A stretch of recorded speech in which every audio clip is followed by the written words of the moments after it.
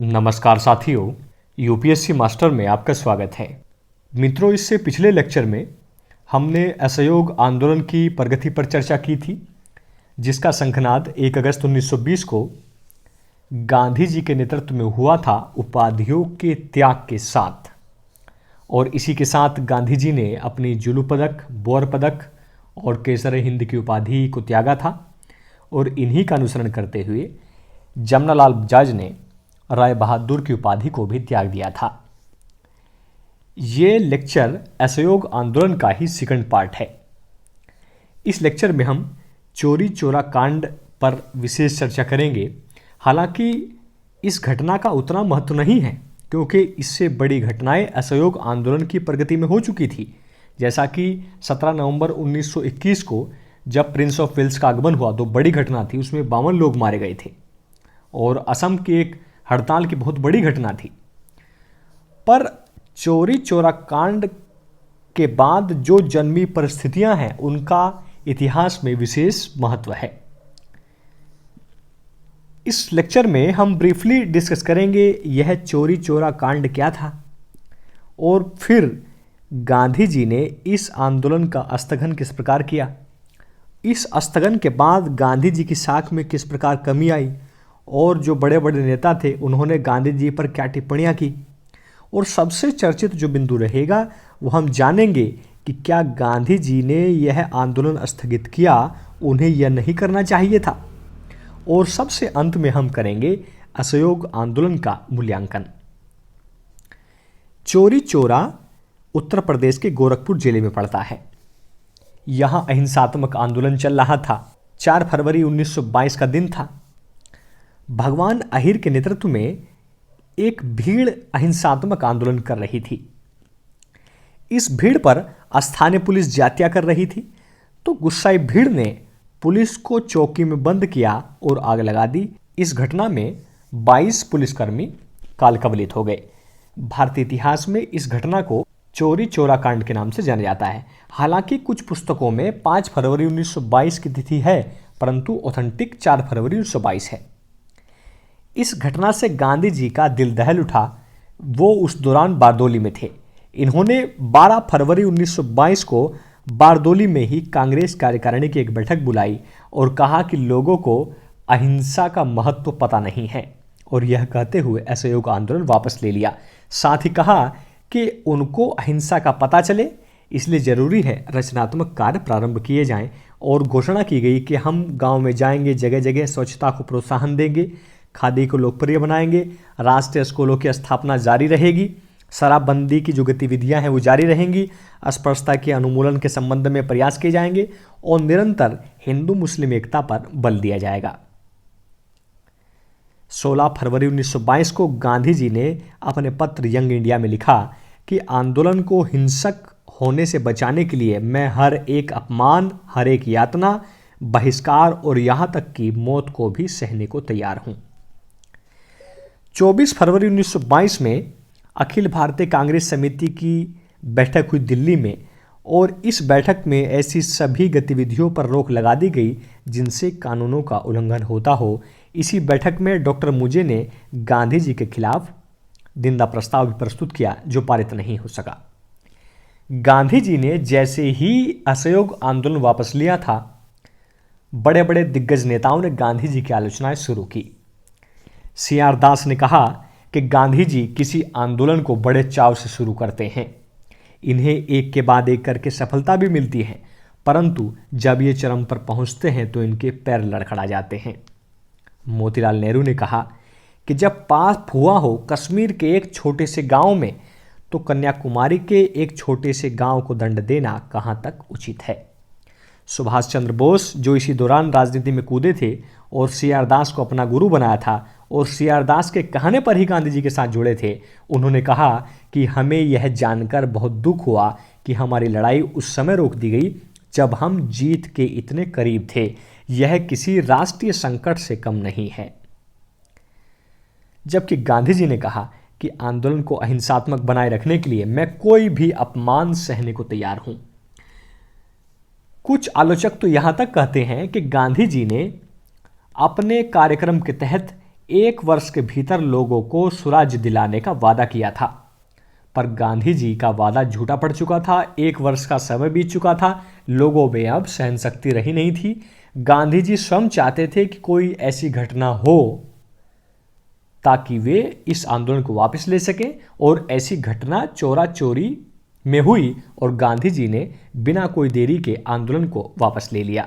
इस कांड में लगभग 225 अभियुक्तों की पहचान पुलिस द्वारा की गई और सेशन कोर्ट ने 172 लोगों को फांसी की सजा सुना दी। लज्जा की बात, 22 लोगों की जान के बदले ब्रिटिश सरकार 172 लोगों को फांसी चढ़ाने के लिए तैयार थी।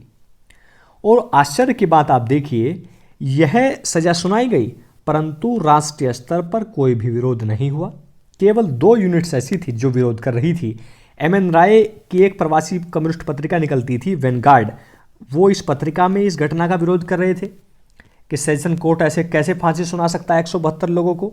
और कम्युनिस्ट इंटरनेशनल, जो समाजवाद की मुखर थी, वो भी इसका विरोध कर रही थी।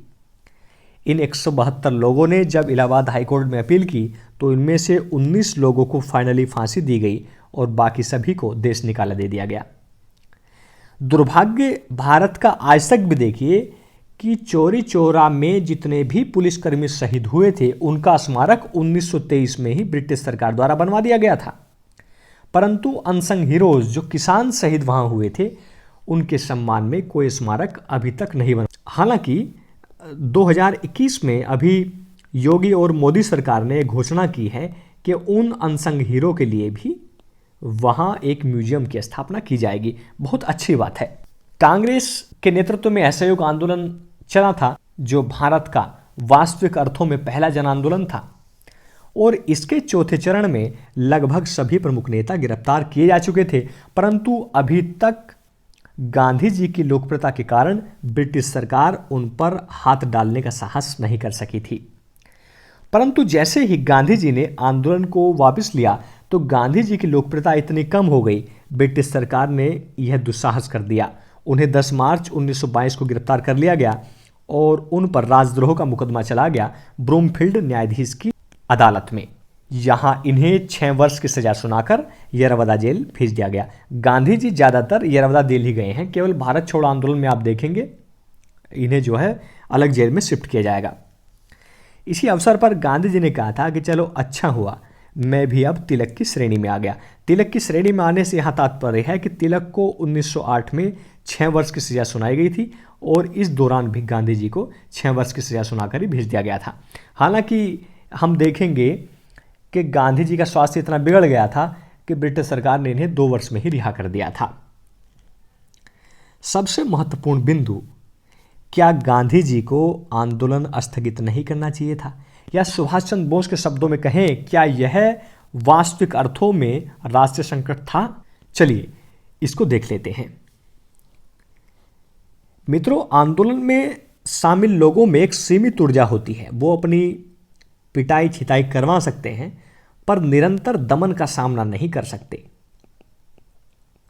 गांधी जी ने 1 वर्ष का वादा किया था, समय इतना कम था कि लोगों को लगा था चलो 1 वर्ष की बात है स्वराज्य मिल जाएगा, कि भाई गांधी जी हैं, करिश्माई चरित्र है, और गांधी जी 3 आंदोलन का सफलतापूर्वक संचालन कर चुके थे तो लोगों को विश्वास भी था। और दूसरे, गांधी जी ने जिस स्वराज्य शब्द का प्रयोग किया था उस स्वराज्य का मतलब क्या था, गांधी जी ने इसे भी अस्पष्ट ही रखा था। केवल गांधी जी को ही पता था कि स्वराज्य के वास्तविक अर्थ क्या हैं। तो लोगों को लगा कि 1 वर्ष की बात है, कूद पड़ो, और देखते ही देखते आंदोलन ने जन आंदोलन का रूप ले लिया और जितनी प्रगति अब तक किसी भी आंदोलन में देखने को नहीं मिली थी वो असहयोग आंदोलन में देखने को मिली। हम यह भी कह सकते हैं कि स्वराज्य शब्द को अस्पष्ट रखना गांधी जी की एक राजनीतिक चाल थी। आप ये सोचिए कि सरकार के पास हथियारों की कमी नहीं थी। यदि आंदोलन हिंसक हो जाता तो ब्रिटिश सरकार चरम तक दमन कर सकती थी, और ऐसा दमन कर सकती थी कि लोग भूलकर भी आगामी आंदोलन में शामिल नहीं होते। आप आगे देखेंगे सविनय अवज्ञा आंदोलन में इरविन अपने कर्मचारियों से लगातार पूछते रहे कि क्या कोई सत्याग्रही ऐसा है जो दंगई है। तो रिपोर्ट आती थी कि नहीं, कहीं दंगाई अभी तक नहीं हो रहा है, क्योंकि यदि दंगा होता इरविन दमन का ऑर्डर देते और लोगों को मारा पीटा जाता, एनर्जी को बर्बर तरीके से रौंद दिया जाता। पर अहिंसात्मक अगर कोई मूवमेंट कर रहा है तो उस पर सरकार चाहकर भी कोई अटैक नहीं कर सकती थी, क्योंकि पुलिस में जितने भी कर्मचारी थे, सेना में जितने भी कर्मचारी थे, सारे तो इंडियंस ही थे। उनको भी तो दिखता कि सरकार जो है ज्यादती कर रही है, वो ब्रिटिश सरकार के खिलाफ भी विद्रोह कर सकते थे। ये अपने आप एक नायाब चाल थी गांधी जी की। और लोगों में ऊर्जा की जो चिंगारी थी उसको भी बचाकर रखना था, वो चिंगारी को, ताकि आगे आंदोलन चलाना हो तो उसका प्रयोग किया जा सके। आप देखेंगे 1920 में गांधी जी ने असहयोग शुरू किया, 1930 में शुरू किया सविनय अवज्ञा, तो 10 साल का डिफरेंस है। गांधी जी ने खुद इंतजार किया कि चिंगारी कब शोला बने और इस शोले का प्रयोग वो कर सकें सविनय अवज्ञा के रूप में। आप ये देखें कि जब असहयोग आंदोलन में गांधी जी की गिरफ्तारी हुई तो पूरे देश में कहीं भी उनकी गिरफ्तारी का विरोध नहीं किया गया था। गांधी जी की लोकप्रियता इतनी जमीन पर आ गई थी। पर 10 साल तक गांधी जी ने फिर इंतजार किया, जब तक लोगों को नहीं लगा कि गांधी जी का रास्ता ही ठीक था, तब तक वो आगे नहीं आए। जब उन्होंने महसूस किया कि अब फिर से पृष्ठभूमि तैयार है एक विशाल आंदोलन के लिए, तो उन्होंने फिर से एक सविनय अवज्ञा आंदोलन की नींव डाल दी। और सबसे महत्वपूर्ण बात हम देख सकते हैं कि सविनय अवज्ञा आंदोलन में असहयोग आंदोलन से भी ज़्यादा लोगों की भागीदारी रही। इसलिए हम ये कह सकते हैं कि आंदोलन को स्थगित करना गांधी जी की भूल नहीं थी, उनकी एक राजनीतिक चाल थी। वो यह चाहते थे कि चिंगारी को लोगों में कहीं ना कहीं दबाकर रखा जाए, ताकि कालांतर में शोले बन सके और इन शोलों का प्रयोग फिर से किया जा सके ब्रिटिश सरकार के खिलाफ। और अब चर्चा का बिंदु है आंदोलन की उपलब्धियां, या हम चर्चा करें आंदोलन के मूल्यांकन पर। हालांकि असहयोग आंदोलन अपने तत्कालिक लक्ष्य को पाने में असफल रहा। गांधी जी ने जो 1 वर्ष के भीतर स्वराज्य दिलाने का वादा किया था, स्वराज्य का पत्ता भी लोगों को नसीब नहीं हुआ। परंतु इसके सकारात्मक पक्षों को हम नकार नहीं सकते हैं। और इसके सकारात्मक पक्षों में हम सबसे पहले देखें कि गांधी जी के नेतृत्व में असहयोग आंदोलन एक जन आंदोलन के रूप में सामने आया। ऐसा आंदोलन जो 1857 के महाविद्रोह से पहले और विद्रोह के बाद कभी ना तो देखा गया था और ना ही महसूस किया गया था। इस आंदोलन ने पहली बार स्वराज्य के मुद्दे पर जनता को संगठित किया। इस आंदोलन ने भारतीय राष्ट्रीय कांग्रेस के चरित्र को ही पलट कर रख दिया। जहां अब तक डफरिन जैसे लोग ये कह रहे थे कि कांग्रेस मात्र मुट्ठी भर लोगों की संस्था है, अब कांग्रेस पर यह कोई आरोप नहीं लगा सकता था कि वह मुट्ठी भर अल्पसंख्यकों का प्रतिनिधित्व करती है। असहयोग आंदोलन के साथ राष्ट्रवादी भावनाएं देश के कोने कोने तक पहुंची, जिसने जनता के प्रत्येक तबके जैसे कारीगर, किसान, छात्र, शहरी गरीब, महिलाएं, व्यापारी इत्यादि वर्ग का राजनीतिकरण कर दिया। भारतीय जनता के त्याग तथा बलिदान ने औपनिवेशिक सत्ता को बता दिया कि गुलामी से निकलने की व्याकुलता न केवल पढ़े लिखे वर्ग में है बल्कि उनमें भी है। इस आंदोलन के दौरान स्वदेशी उत्पादों की बिक्री को प्रोत्साहन मिला, जिससे भारतीय उत्पादों को मदद मिली और ब्रिटेन के आर्थिक और वाणिज्यिक हित चौपट हुए। असहयोग आंदोलन से हिंदू मुस्लिम एकता को भी प्रोत्साहन मिला। मालाबार की 1-2 घटनाएं अगर हम छोड़ दें, जहां कुछ हिंदुओं को जबरन मुस्लिम बना गया मोपला विद्रोह के दौरान, तो हम ओवरऑल ये देखते हैं कि हिंदू मुस्लिम एकता देखने को मिली। और यह एकता आंदोलन की कोई छोटी मोटी उपलब्धि नहीं थी। इस आंदोलन ने चरखा तथा खादी का आह्वान कर एक प्रकार से भारत को आर्थिक स्वतंत्रता दिलाने की दिशा में भी कार्य किया। इस कार्यक्रम ने ग्रामीण जनता के हाथों तक कम संसाधन में रोजगार मुहैया कराकर कृषि पर दबाव कम करने की कोशिश की। परंतु इस आंदोलन की कुछ विफलताएं भी हैं। सबसे पहली विफलता अगर हम देखें, शुरुआत में यह आंदोलन का नेतृत्व मध्यम वर्ग द्वारा किया गया, लेकिन बाद में कार्यक्रम के प्रति गांधी जी की स्थिरता के कारण इसकी गति धीमी होती चली गई। कलकत्ता, बॉम्बे और मद्रास जैसे स्थान में जो कुलीन राजनीतिज्ञों के प्रमुख केंद्र थे, वहां गांधी जी के आह्वान के पश्चात बहुत सीमित प्रतिक्रिया देखने को मिली। यहाँ तक कि मोहम्मद अली जिन्ना भी आंदोलन से अलग रहे। एनी बेसेंट ने भी कोई रुझान नहीं दिखाया। सरकारी सेवाओं से त्यागपत्र, उपाधियों से त्यागपत्र की जो कार्यक्रम के महत्वपूर्ण अंग थे, उनको भी भारतीयों ने गंभीरता से नहीं लिया। बड़े व्यवसायियों का एक वर्ग भी आंदोलन से नहीं जुड़ा, वो भी अपने बेनिफिट के चक्कर में विदेशी वस्तुओं को ही बेचते रहे। और सबसे महत्वपूर्ण, लोगों द्वारा अहिंसा के सिद्धांत का पूरी तरीके से पालन नहीं किया गया। और लास्ट में हम देखें 4 फरवरी 1922 को चौरी चौरा में हिंसक घटनाएं हुई और जिसने आंदोलन की भावना को ही समाप्त कर दिया, क्योंकि गांधी जी अहिंसा को ही आंदोलन की मूल भावना मानते थे। इस घटना के बाद गांधी जी ने असहयोग आंदोलन को वापस ले लिया और कहा कि जनता ने अभी तक अहिंसा का अभ्यास करना नहीं सीखा है, उन्हें यह सीखना होगा, तभी ये स्वराज्य के लायक बनेंगे। मुझे आशा है कि इस वीडियो ने आपके कंसेप्ट और फैक्ट क्लियर किए होंगे। यदि फिर भी आपका कोई डाउट्स बचा है तो आप कमेंट सेक्शन में ज़रूर लिखिए। इससे पूर्व आप एक प्रश्न का उत्तर दीजिए। आपको गलत कथन की पहचान करनी है। कथन ए है, असहयोग आंदोलन की प्रगति में बाल गंगाधर तिलक का स्वर्गवास हो गया था। विकल्प बी है, खिलाफत आंदोलन भी असहयोग आंदोलन के साथ जुड़ा हुआ था। विकल्प सी है, गांधी जी को पटना जेल भेज दिया गया था। देखिए, पटना से मुझे याद आया कि जयप्रकाश नारायण जो है पटना कॉलेज में पढ़ते थे और इनके एग्ज़ाम को केवल 20 दिन ही बचे थे, पर इतने जुझारू स्वभाव के थे कि इन्होंने तुरंत कॉलेज छोड़ा और आंदोलन में कूद पड़े थे। और डी है, बोस ने इसी दौरान राजनीति में प्रवेश किया था। आपको गलत कथन की पहचान करके कमेंट सेक्शन में ज़रूर लिखना है। Thanks for watching. जय हिंद, जय भारत, महाशक्ति भारत।